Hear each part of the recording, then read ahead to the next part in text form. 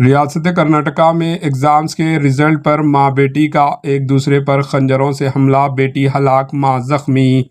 रियासत कर्नाटका में पीर की शाम एक चौंका देने वाला वाकया पेश आया। पीयूसी प्री यूनिवर्सिटी कोर्स के नतायज के तनाज़े पर मां और बेटी के ने एक दूसरे पर चाकुओं से हमला किया, जिसके नतीजे में बेटी की मौत हो गई, जबकि मां भी जख्मी बताई गई है। ये वाकया दारुल हुकूमत बेंगलुरु के शास्त्री नगर में रोनुमा हुआ।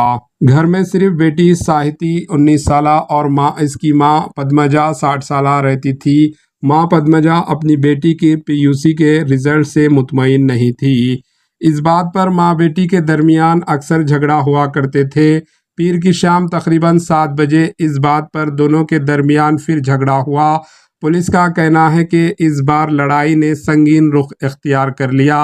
दोनों ने एक दूसरे पर चाकुओं से हमला किया। चाकू की वार से ज्यादा खून बहने की वजह से बेटी साहिती घर में ही दम तोड़ गई।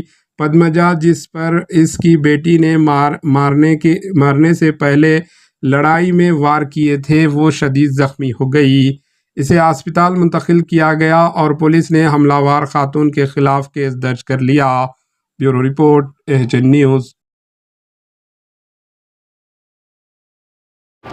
एएचएन न्यूज़ को लाइक करें, शेयर करें और सब्सक्राइब करना ना भूलें।